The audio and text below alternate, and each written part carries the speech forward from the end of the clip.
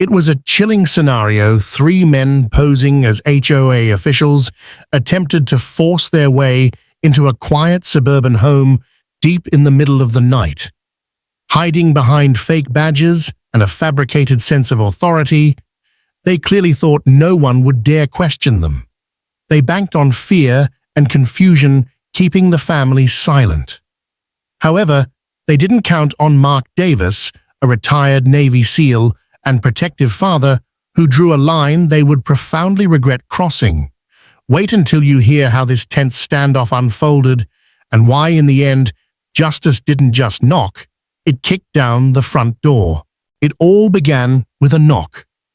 Not frantic, not gentle, just 3 solid hits, as if the person at the door knew the house was asleep and simply didn't care. The digital clock on Ethan Davis's nightstand blinked 3:12 a.m. in a soft red glow, the kind of time that feels inherently wrong, even without an obvious reason. The 17-year-old stirred in bed, initially unsure if the sound he'd heard was real or just part of a dream. It took a moment for his sleep-fogged brain to catch up. Then came the second knock, louder this time, firmer, the kind that bypassed conscious thought and went straight to instinct. Ethan sat bolt upright, his heart skipping a beat. The house was supposed to be still quiet. This was Florida. Unsettling things like this didn't happen here, especially not in their neighborhood. He held his breath, listening intently. Silence followed. Then crash, something downstairs hit the floor hard. It wasn't just dropped, it was knocked over forcefully. The shattering pop of ceramic or glass echoed up from the hallway, followed by a faint thud, like someone brushing heavily against a wall. Now he was fully awake. He swung his feet to the floor, adrenaline surging, catching up with his racing pulse. Just half a second later, something moved at his door, low and fast. It was his sister. 10-year-old Sophie slid into the room like a whisper. Her pajama shirt rumpled, her eyes wide with an emotion Ethan had never seen in her before, pure, unadulterated fear. She didn't speak at first. She just crawled towards him, her small hand clutching the door frame, as if it were the only solid thing in her world. "There, at the back door," she whispered, her voice barely audible. "3 guys. I saw them through the upstairs window. They're wearing those orange HOA badges. They've got clipboards and little radios." Ethan blinked, trying desperately to make sense of it. The HOA, at 3 in the morning, Sophie shook her head vehemently. One of them pulled out a crowbar. He was trying to hide it, but I saw it." That's when the cold crept in, the kind that has nothing to do with open windows or malfunctioning heaters. It crawled down Ethan's spine, making everything seem to slow down. Sure, the HOA could be annoying, sending letters about uncut grass parking violations or mailbox paint colors, but they absolutely didn't conduct night visits. They didn't come armed. And they certainly didn't sneak around the back door carrying tools meant for breaking in. Something was terribly wrong, and whatever it was already inside their perimeter. Suddenly aware of the danger, Ethan stood up slowly and moved towards the hallway. From there, he could hear faint murmurs downstairs. Voices too quiet to understand, but unnervingly too calm to belong to anyone panicked or confused. This wasn't some bizarre misunderstanding. This felt like a setup, and someone was actively trying to get in. Ethan didn't need to say a word. The second his father stepped into the hallway and caught his son's expression, alert, scared, uncertain, something shifted behind Mark Davis's eyes. It was a flicker, a look that had nothing to do with everyday fatherhood and everything to do with something older, deeper, highly trained. This wasn't confusion or simple curiosity, it was recognition. Mark glanced towards the stairs, then towards the back of the house, where faint, calm voices could now be heard, murmuring just outside the kitchen. Too calm. He didn't waste time asking questions. He didn't need to. The man had spent 2 decades serving in perilous places most people only read about. He'd seen enough to know instantly when a situation didn't add up, and absolutely nothing about this, the time, the noise, the method of entry felt right. Without speaking, Mark turned and walked purposefully into the master bedroom, his steps quiet and measured. Ethan followed a few paces behind, trying not to breathe too loudly, careful not to break the charged stillness his father had stepped into, as if the very air had changed the moment Mark understood the gravity of what was happening. Inside the walk-in closet was a biometric gun safe. There was no panic, no drama. Mark calmly pressed his thumb to the reader, waited for the soft click, and opened it. Inside, everything was arranged with the kind of meticulous precision that comes only from routine familiarity and discipline. He retrieved the AR-15. Standard issue for some, but for Mark, it was more than just a firearm. It was a tool he knew intimately, perhaps better than most people knew their own phones. He checked it, loaded it, and chambered around, all in complete, focused silence. Ethan stood frozen, watching. He'd never seen his dad like this, not angry, not overtly afraid, just intensely focused. Finally, Mark turned and looked his son directly in the eyes. His voice was calm, utterly controlled. "Stay behind me," he instructed. "If they come through that door, we don't talk. We end it." There was no bravado or melodrama in his voice, just a hard truth that needed to be stated aloud just once. It wasn't a line from a movie. It was the kind of statement a man makes when he's lived long enough to understand how rapidly things can escalate from bad to catastrophic, and how quickly a single decision can dictate the difference between loss and survival. Ethan nodded wordlessly. That was all Mark needed. He moved towards the hallway, his steps silent but ready. Every fiber of his being, his body language, his breath, his posture communicated one thing loud and clear. This house was not defenseless, and the individuals attempting to test that fact were about to find out just how wrong they were. The house was never supposed to sound like this. Below them, on the other side of the stairwell, came the steady creak of footsteps, moving over mulch and then tile. A deliberate scrape, then a shuffle, followed by a voice. "We've had complaints about your landscaping. We need to inspect the side entrance." The tone sent a chill down Ethan's spine. It was too formal, too rehearsed, as if the man had practiced the line, or perhaps used it at other doors before theirs. Ethan moved cautiously to the guest bedroom window, staying low. He lifted the corner of the blind just enough to peer outside. He saw 3 men, likely in their late 20s or early 30s. They looked athletic, but were clearly not in official uniforms. No police or city inspector gear. Instead, they wore cargo pants, mismatched vests, and cheap-looking orange tags clipped to their belts that resembled something from a hardware store's name badge kit. One held a clipboard, another fiddled with a small radio. The third man, the biggest of the 3, wore gloves, and clutched in his right hand, barely visible under a folded pamphlet, was a crowbar. Ethan felt it immediately. These guys weren't from the HOA. They weren't there to discuss grass height.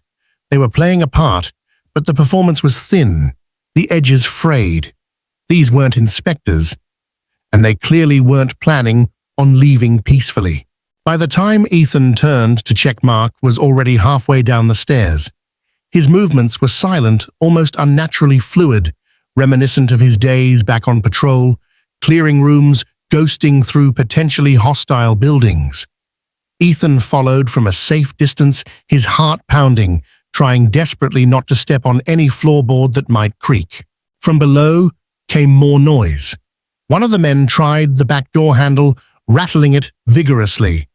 Then he tapped the glass lightly, as if that minimal effort would somehow justify his next move. The sound then shifted softer, a distinct metallic click, followed by a pressure groan from the door frame. They were forcing it. Ethan held his breath. Mark positioned just out of view in the hallway's shadows, weapon lowered but ready, didn't speak at first. His stance alone communicated a clear message. This was the line. And then his voice cut through the tension, clear and cold, last warning. It was low, but carried immense weight. It didn't need volume to convey power and finality. Outside, one of the men froze mid-step. He looked directly towards the house, towards the spot where the voice had originated, though he couldn't see the man hidden in the shadows. For a tense moment, everything stopped. It felt like time itself held its breath. Then the man moved fast and aggressive. He shoved the now compromised door open and stepped decisively across the threshold. That was the precise moment it stopped being a question of what if and became terrifyingly real. The man who stepped through the door clearly had no idea what awaited him. He moved quickly, shoulders squared, attempting to project an air of officialdom, still clutching his clipboard as if it were a shield, granting him invisibility. But the instant his boot hit the tile floor, everything shifted. Mark was already positioned perfectly in the shadow of the hallway, calm and locked in. In another life, this might have been a drill, but there was nothing simulated about tonight. Without the slightest hesitation, Mark raised his rifle and fired, one shot deliberately aimed upwards. The muzzle flash illuminated the room like a sudden bolt of lightning.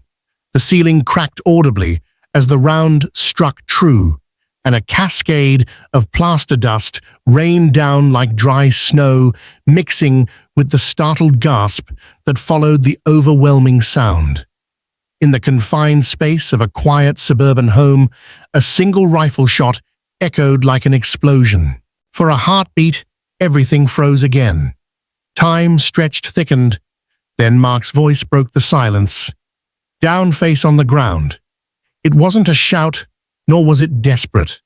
It was direct, sharp, trained, the voice of someone accustomed to giving orders in far worse situations, who knew precisely when repetition was unnecessary. The man in the doorway flinched as the dust settled around him. His clipboard dropped to the floor with a dull clack. Then, without a word, without any sign of resistance, pure instinct took over. He bolted back outside, sprinting frantically, his shoes slipping on the wet deck as he disappeared into the darkness beyond the dim porch lights. But Mark didn't lower his weapon, because the second figure was already in motion. The next intruder came in fast, ducking slightly, clearly focused and visibly armed. There was absolutely no time for negotiation. Ethan, still crouched halfway up the stairs, saw the glint of metal before anything else. The second man raised a handgun, not clumsily, but with obvious lethal intention. Mark didn't flinch from his position. He didn't speak. He simply acted. 2 shots, controlled, sequential. The first struck the intruder's shoulder. The man twisted violently to the side, a surprised grunt escaping his lips. The second round hit lower, decisively, knocking the balance right out from under him. He crashed heavily onto the kitchen tile, the handgun sliding across the floor, spinning to rest under a nearby chair. The man let out a strangled sound. Not quite rage, not quite a scream, but something agonizingly in between, a noise born of confusion, searing pain, and the dawning horrific realization that he had chosen the absolute wrong house. Ethan didn't move. He couldn't. From his vantage point on the staircase, he could see the scene only in jarring fragments: the open back door, the fallen man, the harsh light bouncing off the tile floor, the lingering haze of plaster dust still settling from the ceiling. But most vividly, he saw his father. Mark didn't look triumphant or shaken. He just looked ready steady, as if this was exactly what he had trained for. Not the specific action, perhaps, but the critical moment, the moment when the world crosses a line and it becomes one's job to hold it. Mark moved forward slowly, meticulously scanning the doorframe, the windows, the deep shadows beyond the porch. His voice, quiet now, reached Ethan's ears like a grounding weight amidst the chaos. "Still two out there. Don't move." Ethan nodded, barely breathing, but something inside him shifted profoundly. He wasn't just watching anymore. Somehow, he was part of this now. Ethan had never felt more intensely awake in his entire life. From the top of the stairs, he had witnessed the entire terrifying sequence, the warning shot, the first intruder's hasty retreat, the decisive takedown of the second. Every sound, every motion seemed amplified sharper. His father had moved like someone rewinding an old ingrained memory, calm, brutally efficient, seemingly unstoppable. And Ethan, he had remained frozen, watching, processing, too afraid to move, yet too focused to look away. Until something else shifted, a flicker of movement, caught in the corner of his eye. The side window, the one near the dining room. Someone was trying to get in there. It had to be the third man, the lookout, the one who'd stayed lurking in the shadows while the others made the initial push. Now, seizing the distraction, he was circling the house, likely thinking the side entrance would be an easier target. Ethan's breath caught. For a split second he waited, expecting his dad to notice, to call out, to move again, to handle it just like he handled everything else. But Mark was still in the kitchen, weapon trained on the injured man on the floor, his eyes vigilantly fixed on the back door. There was no time. Ethan's feet were moving before his brain fully registered the decision. He crossed the landing, bounded down the remaining stairs in 3 sharp, adrenaline-fueled steps, and veered towards the fireplace in the living room. The fire poker, long blackened, cold steel, sat resting against the bricks. He grabbed it firmly with both hands. There was no plan, no conscious thought, just pure, instinctual motion. The window creaked as it began to slide open, just a few inches at first, enough for fingers, then a hand to slip through. Ethan didn't hesitate. He rushed forward and swung the heavy poker, striking the glass with a force he didn't know he possessed. It cracked instantly, then shattered loudly, just as the man was starting to leverage himself to climb in. The sharp noise echoed violently through the room, followed immediately by a muffled yell and the distinct sound of someone pulling back, fast. The figure outside vanished from view, stumbling away into the darkness. Ethan stood there, chest heaving, fingers still clenched tightly around the poker's handle, the metal trembling slightly in his grip. Behind him, Mark turned sharply at the noise weapon, still at the ready. But when he saw his son standing there, framed by the jagged edges of broken glass, radiating raw courage, something flickered in his expression. Not surprise, but recognition. In that moment, Ethan wasn't just the kid his dad had sworn to protect. He was someone who had stood the line with him, someone who had made a critical choice. Ethan didn't speak. He just nodded once resolutely and tightened his grip on the poker again, just in case the third man decided to come back. He was fully in this now, and there was absolutely no going back. The profound silence following the last gunshot didn't last long. Far off at first, just a low, mechanical hum cutting through the night, then progressively louder, closer. The distinct sound of sirens approaching.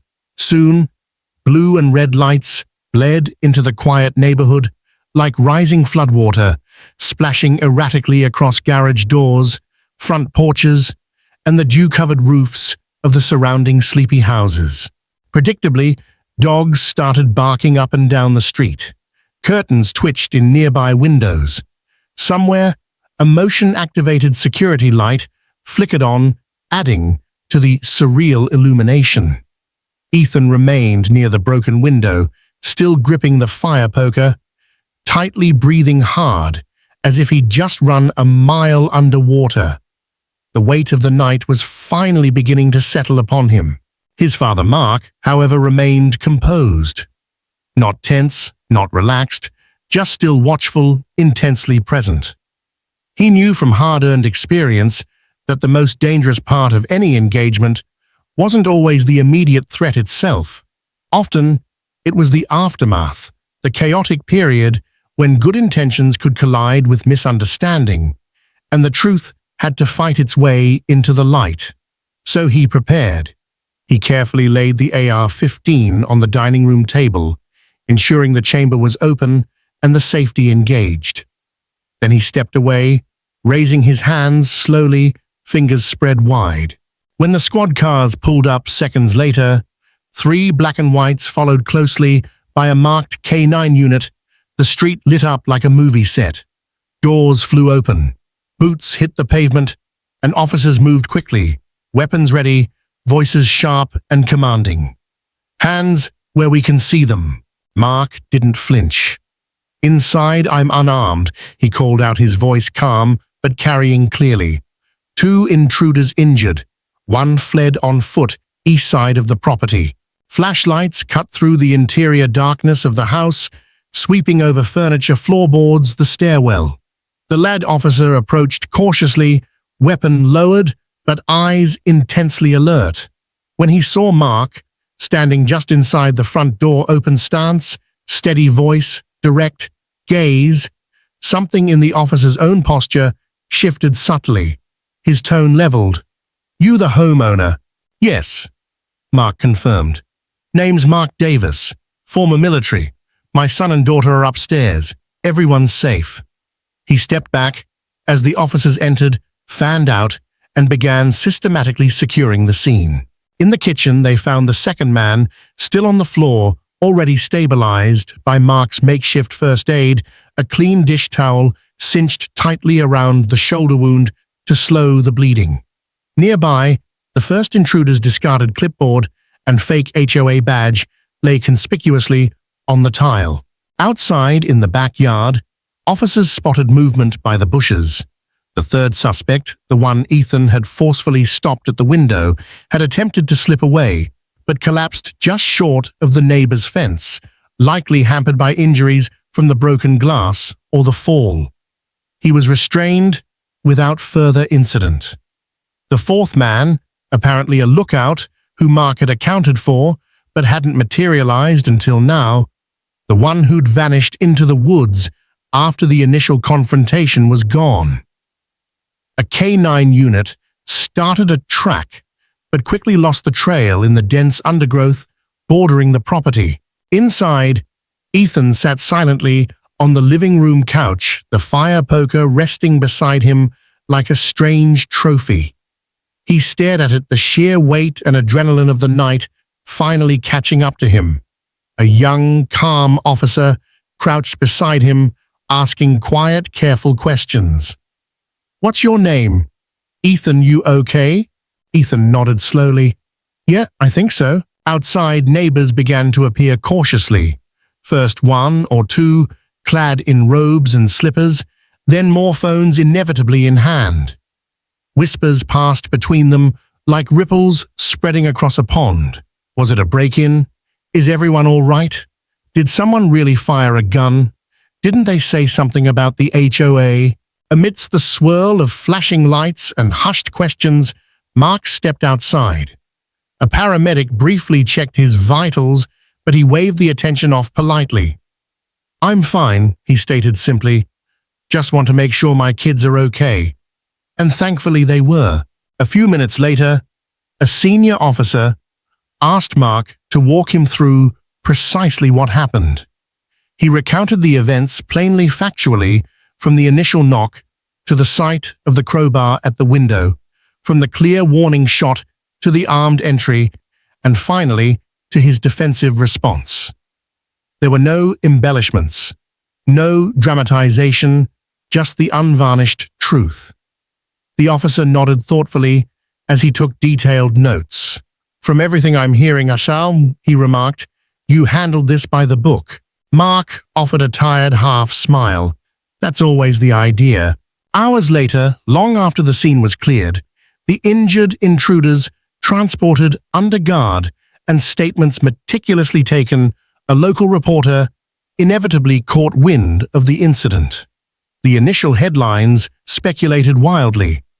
Possible mistaken identity in late-night inspection gone wrong. But Mark knew better. These men weren't there by accident. They didn't knock with legitimate questions. They arrived with a premeditated plan, and they disastrously chose the wrong house. Standing in the pale emerging morning light, arms crossed as the last officers packed up their gear, Mark glanced back at his home. The back door was splintered, the side window shattered, but the house itself, and more importantly, everything precious that mattered inside it, was still standing. And sometimes he knew that was all the victory you needed. The headlines exploded quickly. Within 48 hours, the story escalated from a local police blotter item to statewide news and then, inevitably, national attention. It possessed all the elements that ignite social media: a quiet suburban home, brazen midnight intruders, and most compellingly, a retired Navy SEAL defending his family from armed imposters. However, what began as sensational speculation rapidly solidified into established fact. The badges the men had worn, crudely labeled with HOA logos and entirely fictitious department numbers, were confirmed to be homemade, cheap laminates clipped onto generic reflective vests purchased at a local hardware store. The clipboards, too, were mere props, some even containing hastily written scripts designed to mimic legitimate inspections, complete with notes about imaginary lawn code violations, gutter compliance issues, and garage visibility standards. Furthermore, the identities of the apprehended men revealed a disturbing pattern. They were recently released offenders with long criminal records. Investigators quickly pieced together their method over the preceding 2 months. They had moved systematically across several counties, exploiting the illusion of official authority to gain access to private property. Their strategy relied entirely on homeowner confusion, the tendency to freeze up, or simple compliance born out of fear or misplaced politeness. That strategy worked flawlessly until they knocked on Mark Davis's door. Mark and Ethan hadn't just stopped a potential home invasion. They had effectively disrupted a criminal method, broken a dangerous pattern, and in doing so, forced an uncomfortable truth about vulnerability into the bright light of day. News outlets ran segments with catchy titles like "The Fake Inspectors: How One Family Exposed a Growing Threat," and from backyard burglary to breaking news, the real HOA scam uncovered. Talk shows dissected the incident, podcasts analyzed the security implications, and even major legitimate HOA organizations felt compelled to respond publicly. Within a week, official statements were issued. "We are horrified by the blatant abuse of our name and the trust homeowners place in legitimate representatives," one spokesperson declared. Consequently, new verification protocols rapidly rolled out across the county. All HOA personnel would now require city-issued identification, and any property visits would necessitate pre-notified scheduling. A dedicated tip line was established, and neighborhood watch programs saw a sudden resurgence in activity. Yet through all the ensuing media frenzy, the interviews, the cameras constantly parked down the street, the effusive praise online, Mark remained conspicuously quiet. He granted only one interview, short, polite, and characteristically straightforward. "I did what any father would do," he stated simply. "I don't care how they were dressed. They broke into my home. My family came first." For him, the ordeal was never about headlines or fleeting internet applause.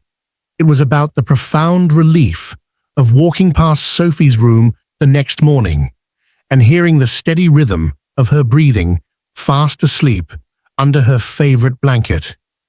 It was about seeing Ethan no longer just a boy in his eyes, but something more. Someone who stepped up decisively when it counted, acting without instruction, without hesitation. It was about the fundamental knowledge that even with the damage done, the splintered door, the shattered glass, the long night, they would never truly forget. The most important things remained untouched. His family was safe, and that for Mark Davis was the only story that ever truly mattered. The official decision came just 3 days later. No charges, no courtroom drama, no drawn-out, agonizing legal battle. The district attorney's office released a concise statement to the press. After a thorough review of the incident and all available evidence, the homeowner's actions have been deemed lawful self-defense under state statutes. This appears to be a textbook case of defending one's home and family against a violent intrusion. And that was it. Neighbors nodded in quiet agreement. Local law enforcement publicly stood by the decision. Even the typically divisive online comment sections were largely quiet, surprisingly supportive. But Mark didn't celebrate. There was no fist pump, no triumphant social media post, no recounting of the harrowing tale to anyone who hadn't specifically asked. He simply nodded once when the news came through, and then went back to work, fixing his house. That afternoon, he and Ethan climbed into the attic and retrieved a patch kit. Together they stood on a stepladder beneath the small, dark hole in the hallway ceiling. A clean, round puncture, surrounded by lingering dust and the sharp memory of the warning shot. Ethan held the flashlight steady. Mark carefully applied the spackle and tape. They didn't talk much. They didn't need to. The quiet, simple work itself felt like a small, necessary return to normalcy, the kind of mundane normal you don't truly appreciate until it's been violently interrupted. Outside, the air had finally started to warm again. Spring was arriving slowly, softly, with gentle breezes passing through the backyard, as if nothing terrifying had ever happened there just nights before. Mark wheeled the old charcoal grill out from the shed. He didn't say, "We deserve this," or "We made it through." He just lit the coals, took out 2 thick steaks, and waited patiently until the familiar comforting scent of flame and seasoning settled into the evening air. Sophie came outside first, wrapped in a fuzzy blanket, still clutching the same worn, stuffed fox she'd clung to throughout the ordeal. Ethan followed a moment later with 2 plates. Mark handed his son a can of soda. Not ceremoniously, not dramatically, just passed it over like he'd done 100 times before. "You did good," he said quietly. That was it. Ethan nodded understanding, filling the space between them. He didn't need more than that, because the words weren't really the point. The silence was.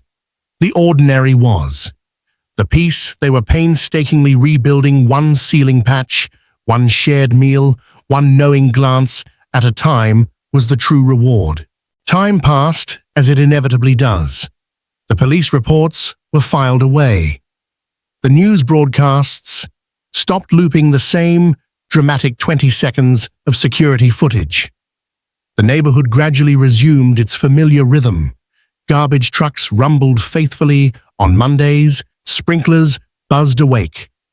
At sunrise, lawn chairs reappeared on front porches, and the cheerful sounds and smells of weekend barbecues once again filled the air with smoke and laughter. To an outside observer, nothing looked particularly different. But for Ethan Davis, everything had changed. He still woke up in the same bed, still passed the same hallway mirror on his way to the kitchen, still saw his dad reading the morning paper at the table like clockwork. Yet the way he saw it all, the lens through which he now viewed his life, was irrevocably altered. Because now he understood something profound, something that had never been explicitly spoken aloud, something not written in any school rule book or learnt in a classroom. There are defining moments that mark the transition between boy and man, between passive routine and active responsibility, between enjoying peace and understanding the sacrifices required to maintain it. That defining moment had come for him at 3:12 a.m. on a terrifying Tuesday morning. The man who had stood unflinchingly between his family and the danger that night wasn't just his father.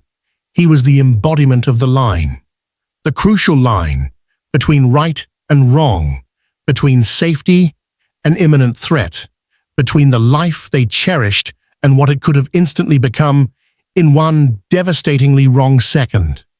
Mark Davis had drawn that line quietly, decisively. He hadn't needed permission, nor had he sought recognition. He just stood there, steady, resolved, exactly where he needed to be. Ethan had grown up knowing his dad was a veteran, of course. There were service plaques discreetly displayed in the study, an old folded flag resting respectfully in a shadow box. But those had always felt like relics from a different life, artifacts from a past far removed from their quiet suburban existence. Now, however, that past life had stepped directly into theirs, not as a faded memory, but as a palpable presence, a protective shield, a latent force that still protected, driven not by residual duty, but by fierce, unwavering love.